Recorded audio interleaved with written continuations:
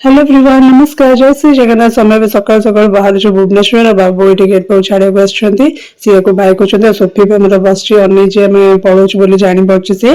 सी भी सका शोता उठे नहीं जाऊँ। टाइम है 7टा पाखापाखि सका तो बाबू को बाइक होगी आम बाहर भुवनेश्वर ये बाबू ठिया घर पाखे बाइक होती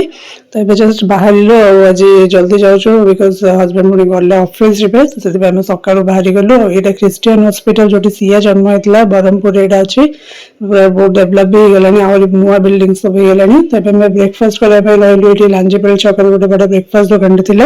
तो मु उपमा तरकारी और से चना जो बुट चना से फेमस तो से दिखते सब सैड हजबैंड इडली पूरी खाइले उपमा खाईदे बहुत टेस्टी थी। तब आम बाहर तो ये घाटी पाखे पहुंची गलुणी और बढ़िया देखा जाऊँगी व्यू पूरा मस्त लगुच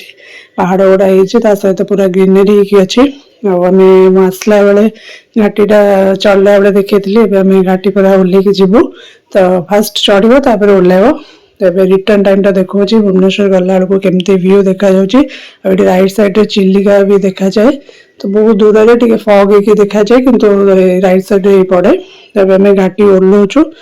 तो बहुत बढ़िया व्यू देखा जाए राइट साइड चिलिकार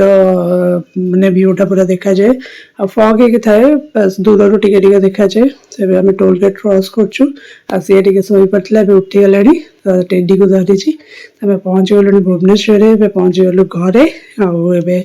माने बहुत टायर्ड लगुच आसिक एत बाट और सी भी पूरा टायर्ड ये आम गणपति बापा आम सोसाइटी पहुँची गलु फाइनाली घर। होपफुली ब्लॉग टा भल लगी भिडियो को लाइक कर दिंतु। Bye bye.